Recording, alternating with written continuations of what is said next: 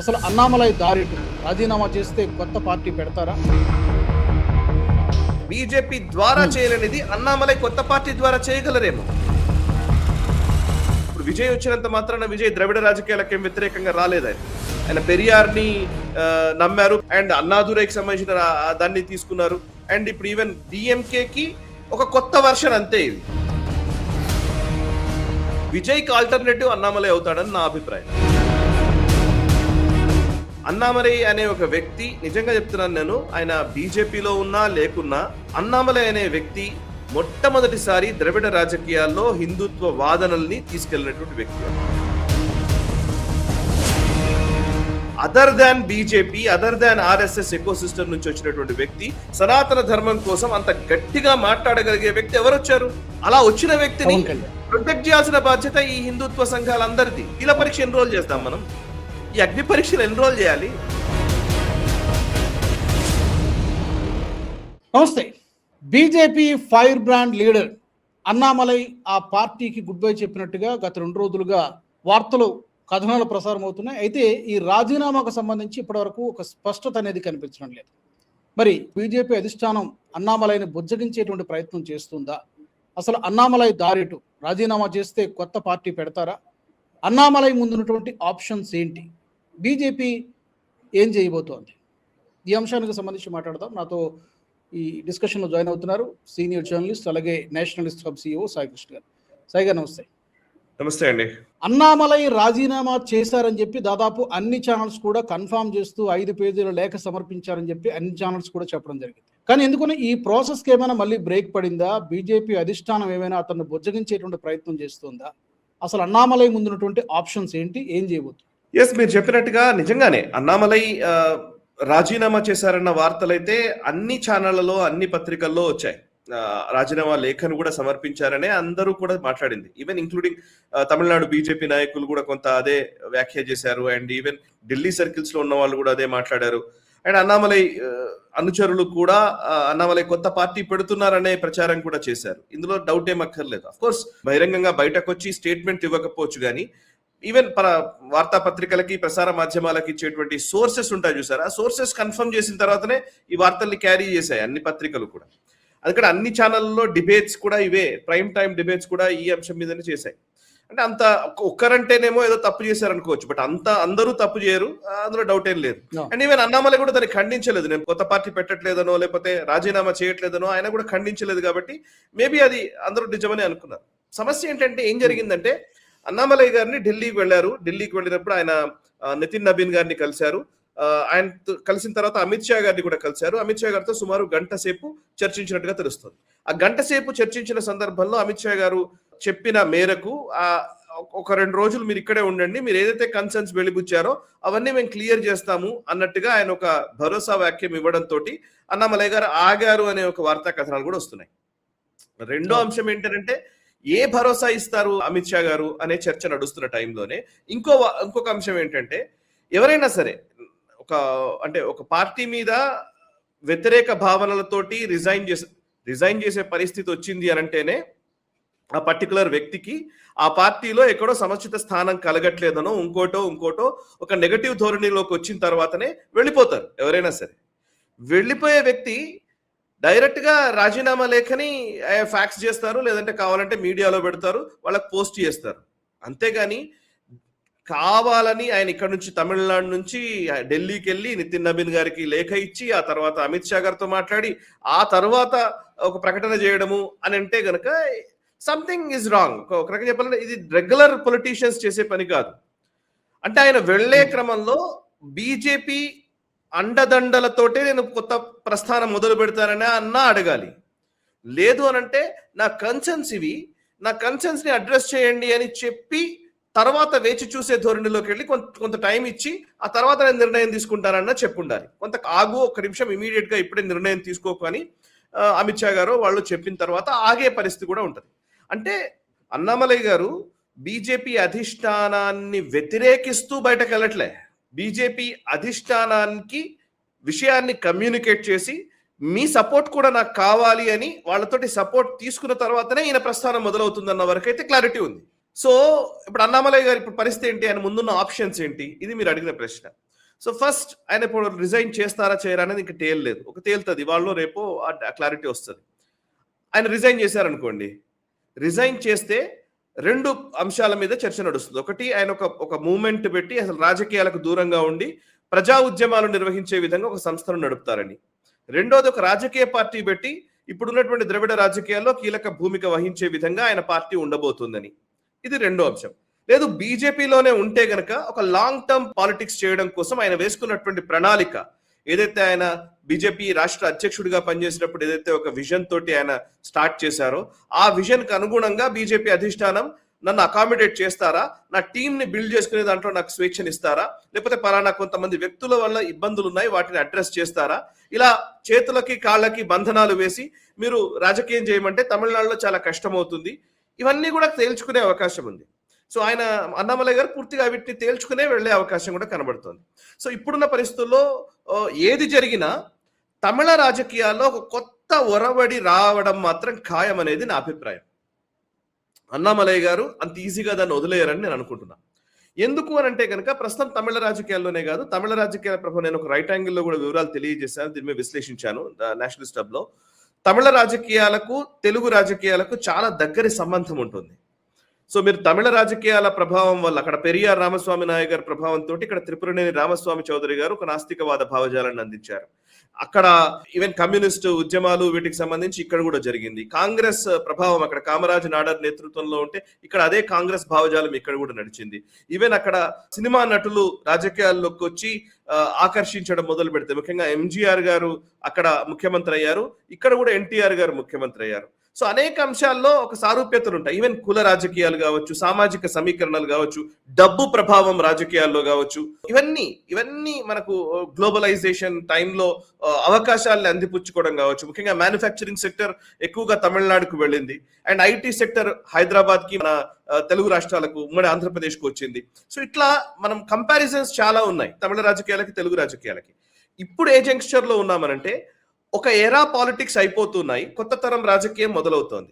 ఈ కొత్త తరం రాజకీయంలో ఫర్ ఎగ్జాంపుల్ తమిళనాడుకి సంబంధించి చూస్తే నెక్స్ట్ 20 years ఏ పార్టీలు ఉంటాయి, ఏ రాజకీయ నాయకులు ఉండగలుగుతారు అని అంటే వయసు పరంగా చూసినా కూడా పూర్తి యంగ్స్టర్స్ రాజకీయాలు నడవబోతున్నాయి.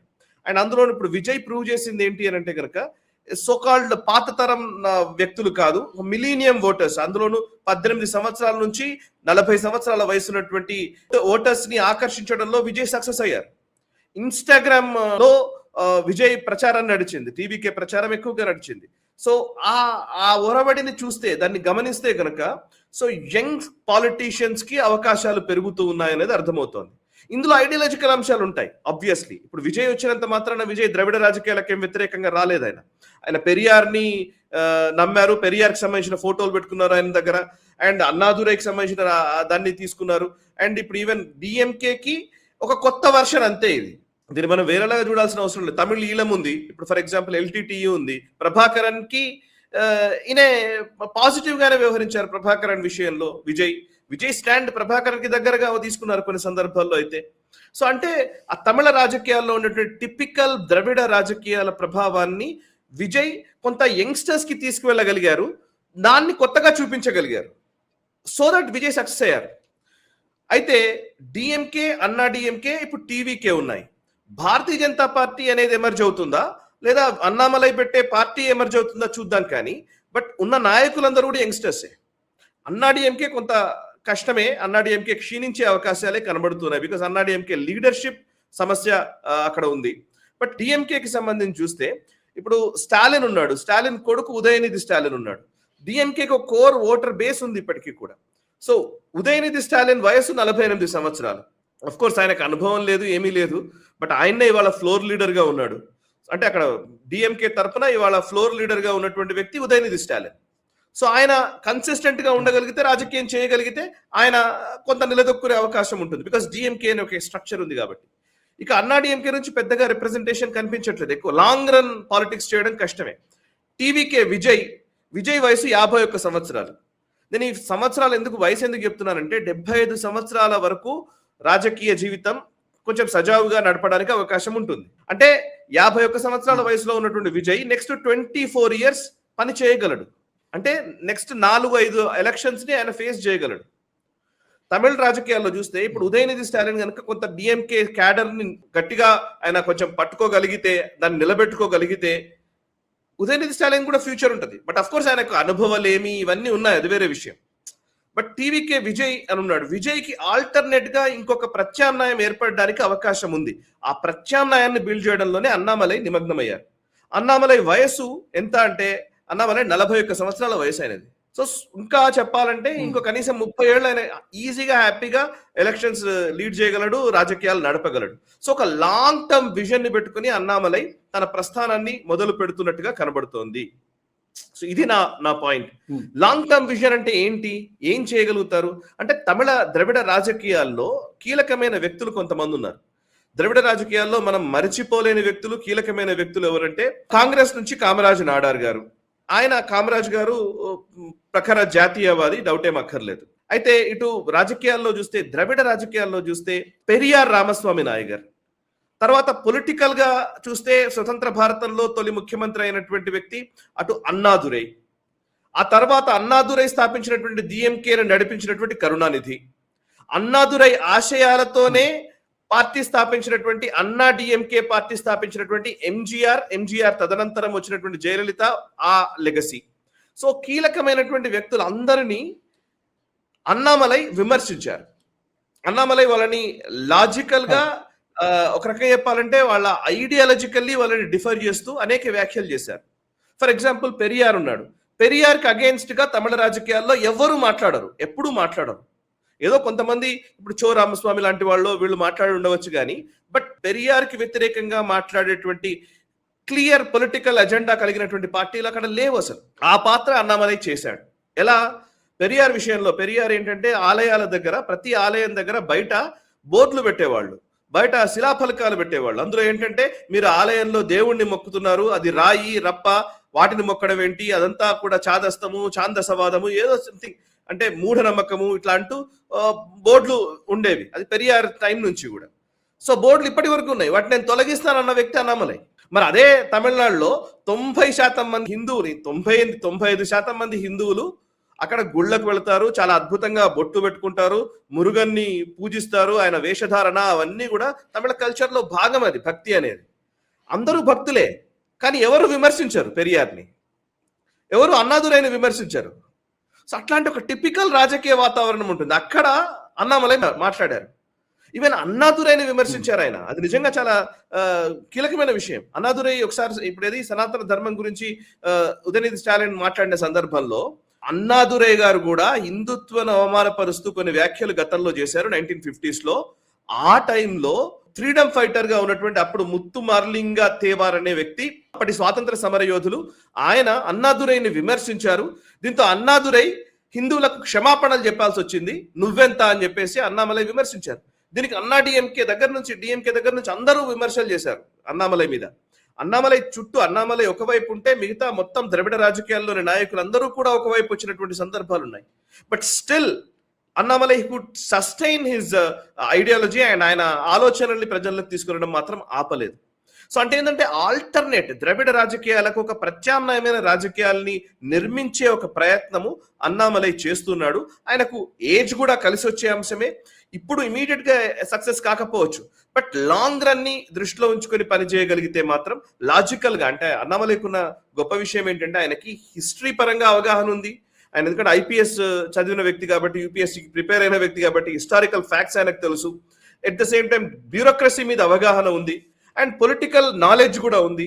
ఏజ్ కూడా ఆయనకు కలిసి వచ్చే అంశం. సో ఇవన్నిటి నేపథ్యంలో ఆయన ఒక లాంగ్ విజన్ తోటి ఒక పార్టీని ఏర్పాటు చేయడానికి ఆలోచిస్తున్నట్టు తెలుస్తుంది. ఒకవేళ పార్టీ పెట్టినా కూడా అది భారతీయ జనతా పార్టీ అధినాయకత్వం ఆశీర్వాదంతోని సపోర్ట్ తోనే అన్నామలై తన ప్రస్థానాన్ని ముందుకు సాగిస్తారనడంలో సందేహం అక్కర్లేదు.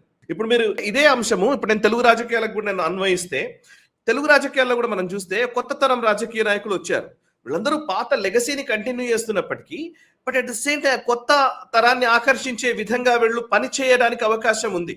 ఫర్ ఎగ్జాంపుల్ ఇప్పటికీ కాంగ్రెస్ పార్టీకి సంబంధించి చూస్తే ఇప్పుడు ముఖ్యమంత్రిగా ఉన్నట్టు రేవంత్ రెడ్డి గారి వయసు 56 సంవత్సరాలు, కేటీఆర్ గారి వయసు 49 సంవత్సరాలు, అటు మన బండి సంజయ్ గారు 54 సంవత్సరాలు, అరవింద్ 49 సంవత్సరాలు. సో వీళ్ళందరూ కూడా తక్కువ ఏజ్, చాలా తక్కువే. నెక్స్ట్ 20 years రాజకీయం ఉంది. ఓహ్!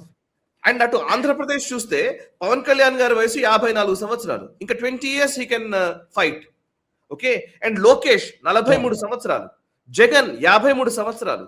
మీరు చూడండి, అంటే కాకపోతే ఇందులో ఎవరు గెలుస్తారు, ఎవరు ఓడిపోతారు అని అంటే కనుక ఆ లెగసీని, ఆ పార్టీకి సంబంధించిన డిఎన్ఏని కంటిన్యూ చేయడము అండ్ రాబోయే నెక్స్ట్ జనరేషన్స్ ని ఆకట్టుకునే విధంగా, కొత్త రాజకీయాలు నెరపే విధంగా ప్రయత్నాలు చేయడము. ఇందులో లెఫ్ట్ భావజాలం ఉండవచ్చు, రైట్ భావజాలం ఉండవచ్చు, సెంట్రిక్ భావజాలం ఉండవచ్చు, డెవలప్మెంటల్ ఫోకస్ ఉండవచ్చు, లేకపోతే సంక్షేమ పథకాల మీద డిపెండెన్సీ ఉండవచ్చు, ప్రాంతీయ అభిమానాలు తీసుకురావచ్చు, భాషను ప్రొజెక్ట్ చేయవచ్చు, రకరకాల అంశాలు ఉంటాయి. ఇవన్నీ ఎమోషనల్ ఫ్యాక్టర్సే. బట్ ఈ రోజున్న జంక్షర్ లో ఈవెన్ పవన్ కళ్యాణ్ గారు కూడా ఇక్కడ వ్యాఖ్యలు చేస్తున్న టైంలో ఆయన నుంచి వస్తున్నటువంటి వ్యాఖ్యలు మనం చూస్తే నేను నిన్న కూడా ఒక మాట అన్నాను, బీజేపీ అండ్ ఆర్ఎస్ఎస్ కి సంబంధించినటువంటి థాట్ లైన్స్ కి దాదాపు దగ్గరగా ఉన్నటువంటి వ్యాఖ్యలే పవన్ కళ్యాణ్ చేస్తూ ఉన్నారు. విచ్ ఇస్ నిజంగా చెప్పాలంటే బీజేపీ ద్వారా చేయలేనిది పవన్ కళ్యాణ్ చేయగలడేమో, అలాగే బీజేపీ ద్వారా చేయలేనిది అన్నామలై కొత్త పార్టీ ద్వారా చేయగలరేమో. మనం ఆలోచించాల్సింది ఒకటే, సనాతన ధర్మము విషయంలో కాంప్రమైజ్ అయ్యే అవకాశం లేదు, ఉండకూడదు. దేశ హితం కోసం మాట్లాడటంలో కాంప్రమైజ్ కాకూడదు.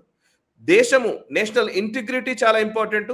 అండ్ ఈ కల్చర్ ని ప్రొటెక్ట్ చేసుకోవడం, మన సనాతన ధర్మ విలువల్ని, వైశిష్ట్యాన్ని అర్థం చేసుకుని నెక్స్ట్ జనరేషన్స్ కి అందించడం, ఇందులో క్లారిటీ ఆఫ్ థాట్ ఉంటే సౌత్ ఇండియన్ స్టేట్స్ లో, దక్షిణాది రాష్ట్రాల్లో బీజేపీ జెండా అయితే ఏంటి, ఇంకే జెండా అయితే ఏంటి, ఏదైనా కానీ ధర్మం కోసం నిలబడడం చాలా ఇంపార్టెంట్. ఇక్కడ కాంప్రమైజ్ కాకుండా ఉండేటువంటి వాతావరణం బిల్డ్ కావాలనేదే మేబీ బీజేపీ అధినాయకత్వం కూడా ఆలోచిస్తుందేమో అనేది నా అభిప్రాయం. సాయి గారు, అయితే ప్రస్తుతం రాష్ట్ర అధ్యక్షుడిగా ఉన్నటువంటి నయనార్ నాగేందర్ని కూడా ఢిల్లీకి పిలిపిస్తున్నట్టుగా సమాచారం మీడియాలో వస్తోంది.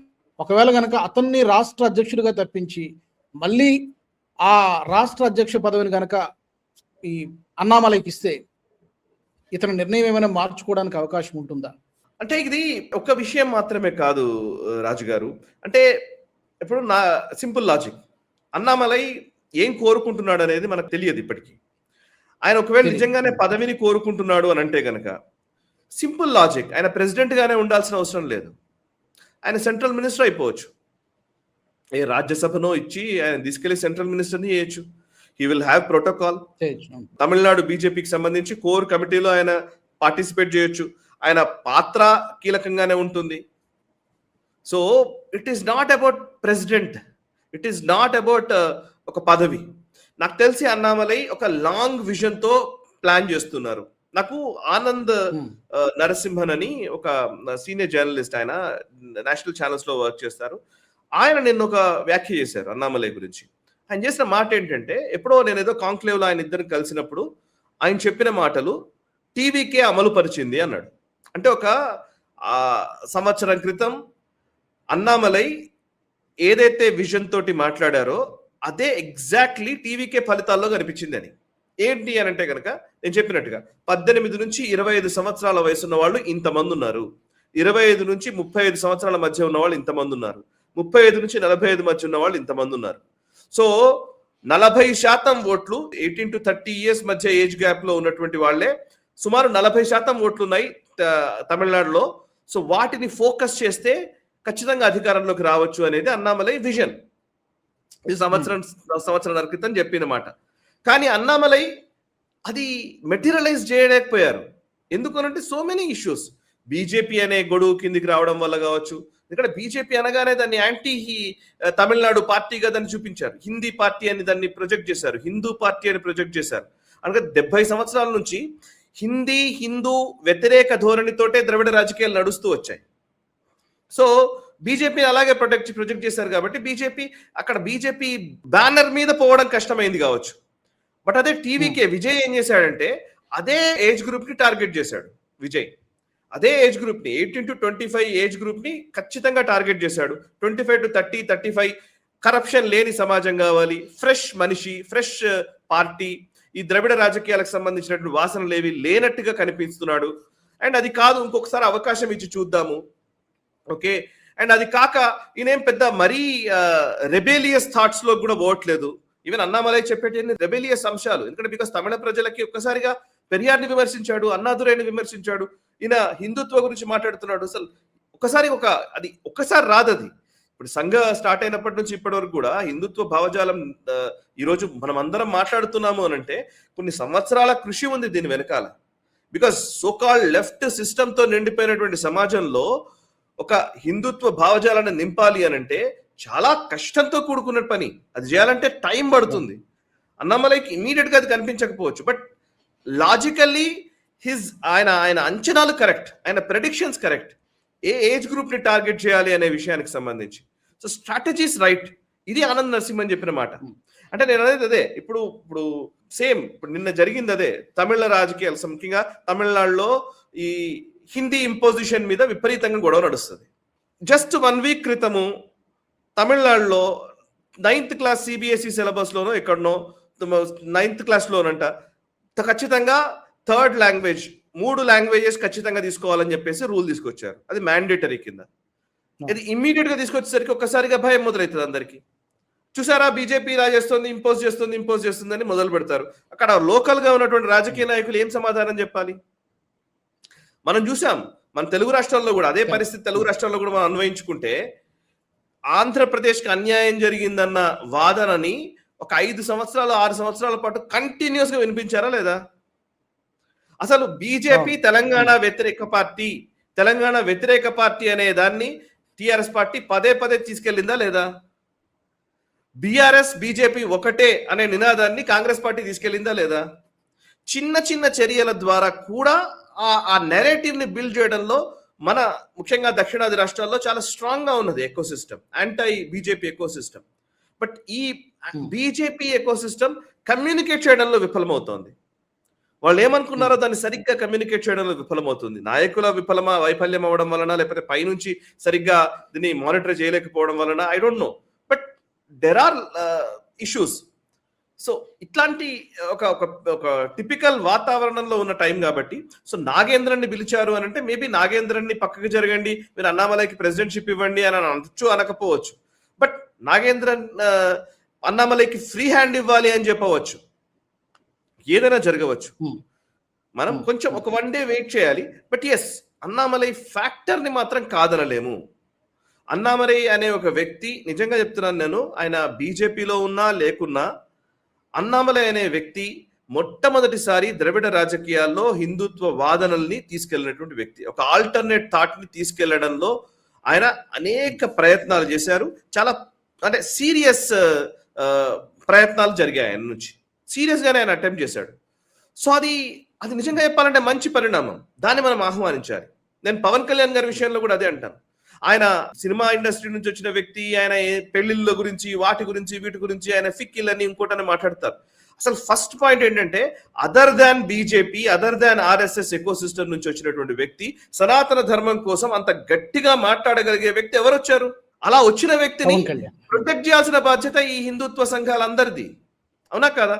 మేబీ ఆయన ఎంత రిలయబుల్ కాదో ఫస్ట్ ప్రొటెక్ట్ చేస్తేనే కదా తెలిసేది ఆయన ఎవరు అనేది. ఈ శీల పరీక్ష ఎన్రోల్ చేస్తాం మనం, ఈ అగ్ని పరీక్షలు ఎన్రోల్ చేయాలి. ఎప్పుడు కూడా అంతే, ఎప్పుడు ఉండవు అగ్ని పరీక్ష. అంటే ఇప్పుడు హిమంత బిశ్వ శర్మ ఉన్నాడు, కాంగ్రెస్ పార్టీ నుంచి వచ్చారు. సర్బానంద సోనోవాల్ 5 సంవత్సరాలు అయిపోయిన తర్వాత హిమంత బిశ్వ శర్మని చేశారు. బట్ హిమంత బిశ్వ శర్మ యోగికి తీసిపోకుండా హిందుత్వ పాలసీలను అమలు చేస్తున్నాడు. సో ఆయన మరి కాంగ్రెస్ నుంచి వచ్చిన వ్యక్తే, సంవత్సరాల పాటు కాంగ్రెస్ లో పనిచేసినటువంటి వ్యక్తే. మనం అలా అనుకోవడానికి కూడా లేదు కదా. ఇప్పుడు అన్నామలై హీరో అంటే చిన్నప్పటి నుంచి ఆయన ఏం సంఘంలోనే పెరిగిన వ్యక్తి ఏం కాకపోవచ్చు. బట్ ఆయన ఇప్పుడే వచ్చాడు ఈ మధ్య కాలంలో. 30 ఏళ్ల నుంచి ఉన్నాం మేము, మాకు తెలియదా మీ సంఘ రాజకీయము, మాకు తెలియదా బీజేపీ రాజకీయము, మేము ఎలా చేయాలో మీరు నాకు చెప్తారా అని అడిగితే ఏం చెప్పాలి? అన్నామలై కొత్త మనిషి, కొత్తగా వచ్చాడు, ఒక fresh face. And at the same ఆయనకున్న అనుభవాన్ని నెక్స్ట్ జనరేషన్ తీసుకెళ్లడంలో ఆయన కొంచెం గట్టిగా పనిచేస్తానంటున్నాడు.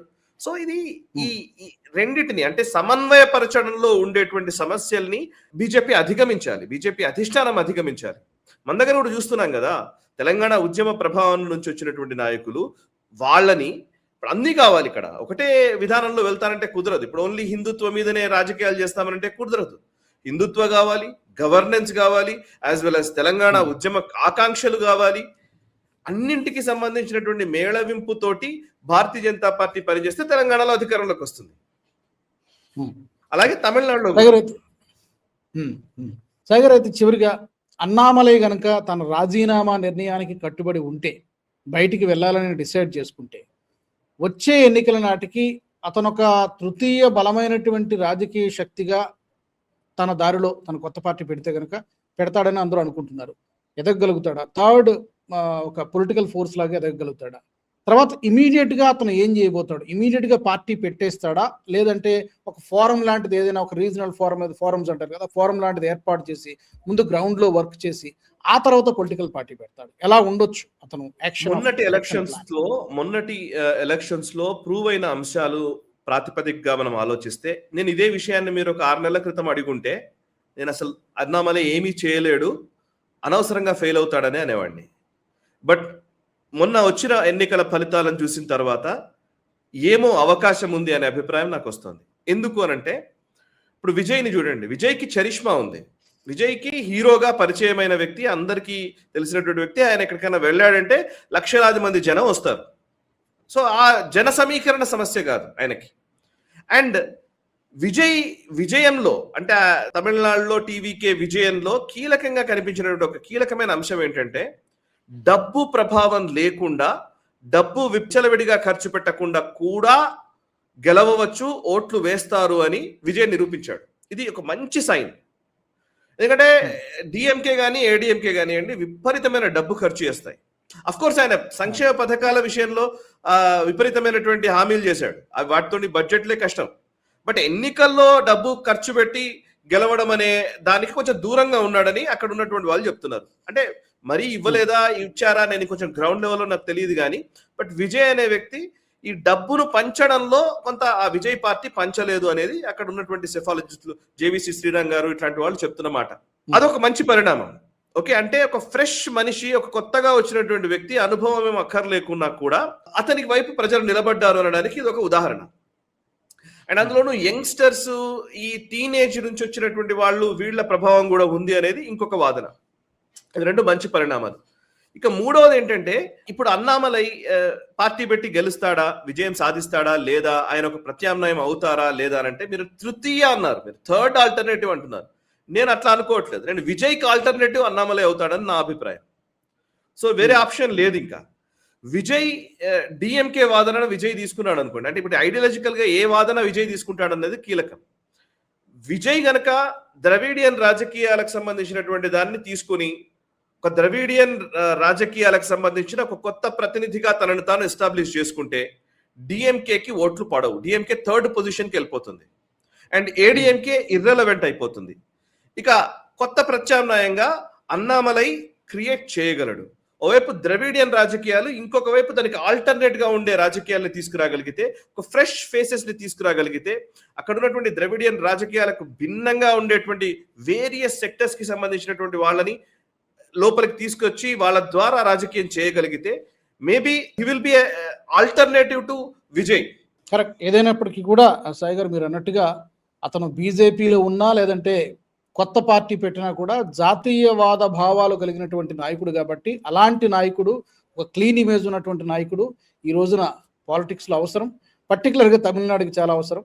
అతను తమిళనాడు దశను మార్చగలిగినటువంటి క్యాపబిలిటీ ఉన్నటువంటి నాయకుడు కాబట్టి అతను ఏ దారి ఎంచుకున్నా సరే మనము ఆల్ ది బెస్ట్ చెప్పాల్సిందే ప్రస్తుతానికి. Thank you very much Sai గారు. చూద్దాం, మీరు అన్నట్టు 1-2 రోజుల్లో ఒక క్లారిటీ రావచ్చు. ధన్యవాదాలు. మరి మా ప్రేక్షకులు కూడా ఈ విషయానికి సంబంధించి మీ ఒపీనియన్స్ ఏంటి? అన్నామలై పార్టీ మారతాడని మీరు అనుకుంటున్నారా, లేకపోతే బీజేపీలోనే కొనసాగుతాడా? అన్నామలై భవిష్యత్తు బాగుండాలి అంటే, లేదా తమిళనాడు భవిష్యత్తు బాగుండాలంటే అన్నామలై ఏ స్థానంలో ఉంటే బాగుంటుంది? బీజేపీలో ఉండే తన ప్రస్థానాన్ని కొనసాగించాలా, లేకపోతే వేరే రాజకీయ పార్టీ పెట్టి తన దారిలో తనదైనటువంటి మార్గంలో తను ప్రయాణం చేస్తే తను భవిష్యత్తులో ముఖ్యమంత్రి కాగలుగుతాడా? మీకేమనిపిస్తుంది? అతని దారి ఎటువైపు వెళ్ళేటువంటి అవకాశం ఉంది? తప్పకుండా మీ అభిప్రాయాన్ని కామెంట్ సెక్షన్లో పెట్టండి. మనం వచ్చే ఎపిసోడ్లో మరొక ఇంట్రెస్టింగ్ టాపిక్తో, మరొక అన్ఫిల్టర్డ్లో కలుద్దాం. జై హింద్, జై భారత్. ఈ వీడియో మీకు నచ్చినట్టయితే లైక్ చేయండి, 10 మందికి షేర్ చేయండి. అలాగే కామెంట్ల రూపంలో మీ అభిప్రాయాలను మాతో పంచుకోండి. Nationalist hub group of channels ను సబ్స్క్రైబ్ చేసుకుని తెలుగునాట జాతీయవాద జర్నలిజాన్ని ప్రోత్సహించండి. ఈ వీడియో కింద ఉన్న బెల్ ఐకాన్ పై క్లిక్ చేయడం మర్చిపోవద్దు.